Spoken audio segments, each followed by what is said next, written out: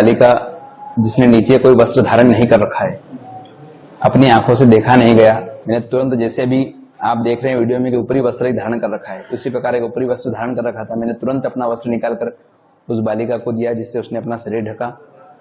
फिर मैंने अपना वाहन रोक करके वहीं स्पॉट पर खड़े होकर के तुरंत ही उस बालिका से पूछा कि तुम्हारी दुर्दशा किसने की है।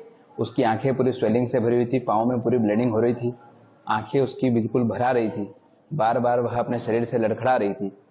मेरी आंखों से देखा नहीं गया। मैंने उससे पूछा कि बहन, आपकी हालत किसने करी है और कौन है तुम्हारे माता पिता, कहाँ है, तुम यहाँ किसके साथ आई हो, कब से इस क्षेत्र में हो। लेकिन वह बालिका अपनी ही भाषा में कुछ बोल रही थी, जिसे मैं समझ नहीं पा रहा था। बार बार वह कुछ बोलने का प्रयास कर रही थी, लेकिन मैं समझ नहीं पा रहा था। 2-3 बार मैंने पेन कापी भी उसके हाथ में दिया कि यदि मैं समझ नहीं पा रहा हूँ या तुम बोल नहीं पा रही हो तो इसमें लिख करके कुछ बताओ।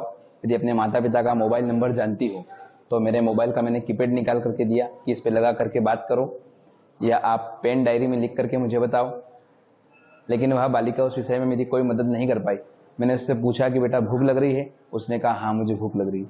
ऐसे हाँ का उसने संबोधन किया। मैंने तुरंत अपने आश्रम में जो स्वल्पाहार में दलिया नमकीन बना था वो बुला करके उस बालिका को दिया खाने के लिए, चाय पिलाई, जल पिलाया, कुछ नकदी पैसे भी उसको मैंने सहयोग रूप में दिए। लेकिन मेरा विश्वास माना नहीं कि मैं इसको सुनी छोड़ दूं, इसलिए मैंने तुरंत हेल्पलाइन नंबर 100 पर कॉल किया। 2 बार मेरा वहाँ कॉल कट हुआ।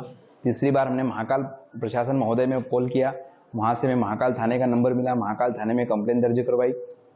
वहाँ से उन्हें पुनः मुझे 100 कॉल पर संपर्क बनाने के लिए कहा। 100 कॉल पर किया, वहाँ से पुलिस की गाड़ी करीब 20 मिनट की में मेरे पास पहुँची। उस बालिका को मैंने पुलिस प्रशासन के हवाले सुपुर्द किया ताकि आज वह बालिका सुरक्षित है। जी, देखिए उसकी स्थिति देख करके क्या लगा था, जो है कि सभी को पता है कि वह बालिका पूर्णतः अत्याचारों के, दुष्टों के अत्याचारों में वह पूर्णतः से घिरी हुई थी। लगता है कि भगवान की कृपा से उसका शरीर बचा है, कहीं ना कहीं उसका कोई पुण्य आड़े आया, क्योंकि दुष्टों ने तो लगता है कि उसको मारने की भी साजिश रची होगी। जिस प्रकार से उसका चेहरा देखा जा रहा था कि बालिका कहीं से बहुत दूर से भाग करके हमारे पास पहुंची है, तो उस विषय को हम लोग बता नहीं सकते अपनी आंखों, अपने मुंह से कि उस बालिका के साथ में उन लोगों ने क्या अत्याचार किया था। बाकी इस विषय में चिकित्सा ने पूरा, जो है कि हॉस्पिटल ने पूरा इस विषय के ऊपर पूरा ध्यान देते हुए सभी को बताया है कि उस बालिका के साथ किस प्रकार से जो है उसके साथ अत्याचार किया गया था। ऐसे दुष्टों को सजा मिलना चाहिए। धर्म की नगरी है, पावन नगरी है भगवान महाकाल की, यहाँ और पूरे देश में इस धराधाम पर यह भगवान कृष्ण की नगरी है। यहाँ किसी प्रकार का भी जो है कि ऐसा गलत कार्य करने वालों के लिए हमेशा मृत्युदंड ही तय होना चाहिए, क्योंकि आज पुलिस प्रशासन का भय लगता है लोगों में नहीं है। उसी के कारण तो आए दिन हम ऐसे केसेस देख रहे हैं। कुछ 4 महीने पहले भी हम लोगों ने सुना था और देखा भी था कि 4 साल की बच्ची के साथ भी ऐसा ही जो है कि द्युत कार्य देखने में हम लोगों के आया था। तो प्रशासन महोदय भी इस के ऊपर ध्यान दे, और जिन लोगों ने भी उस बालिका की मदद नहीं करी, कई वीडियो ऐसे भी वायरल हो रहे हैं, तो जो है कि जिन लोगों ने मदद नहीं करी उनको भी इस विषय के ऊपर ध्यान देना चाहिए और मदद करना चाहिए। और बहुत बहुत धन्यवाद प्रशासन का, और आप लोगों का भी बहुत धन्यवाद।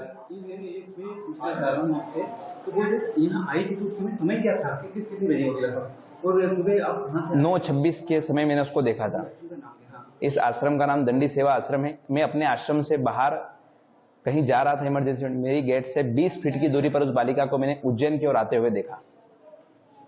जी, तो मतलब किस स्थिति में थी? मतलब बिल्कुल बालिका बेहोश नहीं थी, बालिका बोल रही थी, बालिका चल रही थी, बालिका खा रही थी, बालिका बोल रही थी। बस ये कि उसकी भाषा में अपने को समझ में नहीं आ रहा था। उनकी स्थिति बताया? हाँ बताया ना, मैंने आपको बताया ना, पूरे उसके पाँव के पूरी ब्लीडिंग हो रही थी। अच्छा जी, आपने बड़ा अच्छा काम किया। आपके आश्रम में स्वामी जी ने कुछ विशेष बोला? इस विषय के बारे में किसी को पता नहीं था। बाकी महाराज जी की दी हुई शिक्षा है, आज हम लोग आज इस कार्य से आज इस जन समाज की सेवा कर रहे हैं। महाराज जी ने भी पूर्णतः अपना सहयोग देकर के उस बालिका को प्रशासन के हवाले करवाया।